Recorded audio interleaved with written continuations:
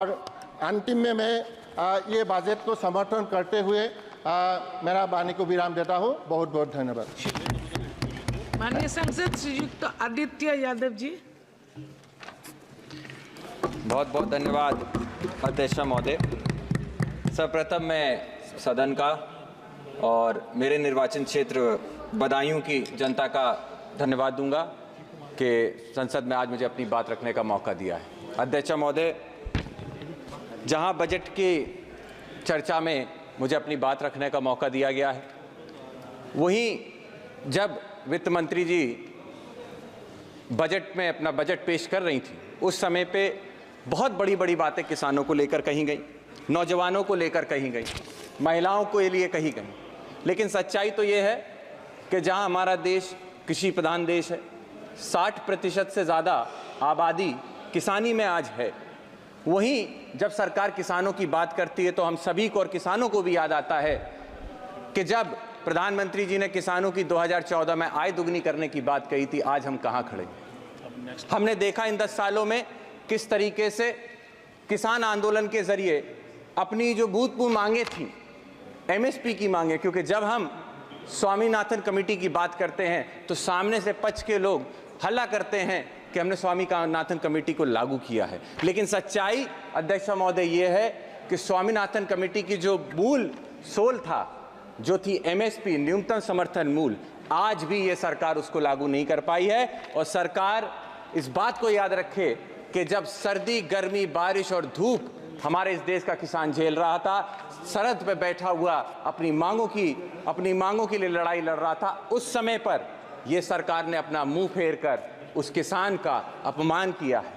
हमें याद रखना होगा कि 700 से ज़्यादा किसानों ने जब अपनी जान का बलिदान दिया, उस समय पे ये मौजूदा सरकार ने उनके बलिदान को पहचानने से भी इनकार कर दिया था। याद रखना होगा कि आज भी इस प्रदेश, इस देश के किसी ना किसी कोने में कोई 800 वो परिवार हैं जिन्होंने अपने मुखिया को खोया है। उन बच्चों के बारे में सोचिए जिस किसान के बच्चों को पढ़ाने के लिए, शिक्षा के लिए वो मजदूरी करता था, खेत में अपनी मेहनत मजदूरी करता था। आज उस परिवार का भविष्य क्या है। मैं आपके माध्यम से अध्यक्ष महोदय पूछना चाहता हूं कि मेरे निर्वाचन क्षेत्र में बदायूं जिस क्षेत्र से आता हूं, वहां पे आज के समय पे सिंचाई को लेकर बहुत बड़ी समस्या है। जहां बदायूं के पास 2 नदियां बहती हैं, लेकिन उसके बाद भी उन नदियों से सिंचाई के लिए कोई भी कनेक्टिविटी नहीं है। मैं आपके माध्यम से सरकार से अनुरोध करना चाहता हूं कि आने वाले समय में उन किसानों के लिए सिंचाई के लिए क्या हम लोगों ने प्रावधान किए हैं। अध्यक्षता महोदय, मैं आपके माध्यम से सरकार को बताना चाहता हूं कि इस समय मेरे लोकसभा क्षेत्र के अंदर सारे किसान ट्यूबवेल के ऊपर निर्भर हैं, और इस समय पे बिजली की ये स्थिति है कि गांव के अंदर 10-10, 15-15 दिन तक हम बिजली नहीं आपूर्ति दे पा रहे हैं। सरकार की तरफ से जिस समय पे एक सर्वे किया गया था, उन्हीं के अधिकारियों ने बताया कि जहां पर 56 सब स्टेशन हैं हमारे यहाँ बिजली के, वहीं कम से कम 33 सब स्टेशन और होने चाहिए। लेकिन उनकी रिपोर्ट पे जब सरकार ने निर्णय लिया तो उसको 33 सब स्टेशन को घटाकर मात्र 8 सब स्टेशन किए जाने की बात आ रही है। मैं आपके माध्यम से अध्यक्ष महोदय अनुरोध करना चाहता हूं कि किसान इस समय पीड़ित है, त्राहिमाम मचा हुआ है क्षेत्र के अंदर, इसीलिए बिजली की समस्या को शीघ्र ही देखा जाए और इन समस्याओं को समझा जाए। साथ ही साथ मैं अध्यक्ष महोदय, मैं आपके माध्यम से अनुरोध करना चाहता हूं सरकार से, सिर्फ उत्तर प्रदेश नहीं, कई प्रदेशों के अंदर किसानों के लिए सबसे बड़ी समस्या अगर कोई बनती जा रही तो आवारा पशुओं की बनती जा रही है।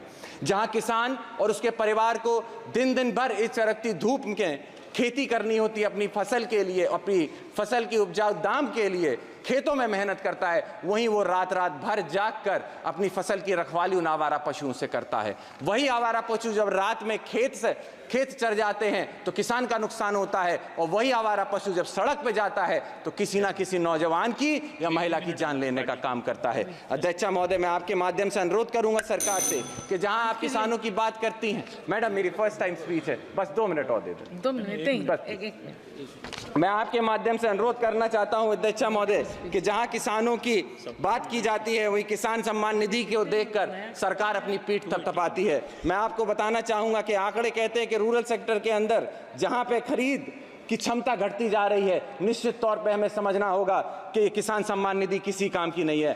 अध्यक्षा महोदय, मैं यूथ को, नौजवानों को नेतृत्व करता हूं, वहीं जहां देश में 35% नौजवान है, जिसकी मूलभूत सुविधाएं एजुकेशन और जॉब अपॉर्चुनिटीज हैं, आज सरकार कहीं भी जॉब देने में असमर्थ होती चली जा रही है। 80% से ज्यादा हमारे देश का नौजवान बेरोजगार घूम रहा है। मैं अध्यक्ष महोदय आपके माध्यम से अनुरोध करना चाहता हूं कि आने वाले समय में उन नौजवानों के रोजगार के लिए कुछ ना कुछ ये सरकार करने का काम करे। साथ ही में मैं आपसे अनुरोध करना चाहता हूं कि मुझ जैसे नौजवान, कई सारे नौजवान हैं जो यूनिवर्सिटियों से छात्र राजनीति से आगे बढ़ के इन सदनों का नेतृत्व करते हैं, वहीं आज उत्तर प्रदेश के अंदर छात्र राजनीति को खत्म करके कहीं ना कहीं नौजवानों को आगे आने से रोका जा रहा है। आखिरी मैडम, लास्ट है मैडम, छात्रों के लिए मैं ये कहना चाहूंगा, इलाहाबाद यूनिवर्सिटी जैसी संस्थाओं के अंदर जहां हॉस्टल की फीस बहुत कम रखी जाती थी, सिर्फ इसलिए ताकि किसानों को कहीं ना कहीं किसानों के बच्चे पढ़ लिख सके, वहीं 400% अगर ये फीस को बढ़ाया जाता है तो निश्चित ही तौर पे किसानों के लिए ये एक बनने की बात होगी। आप सभी के लिए मैं आपसे आपका धन्यवाद देता हूं और अनुरोध यही करता हूं कि इन सभी बिंदुओं को देखते हुए आप सारी बातों को रखने का काम करें। बहुत बहुत धन्यवाद। आपने बजट डिस्कशन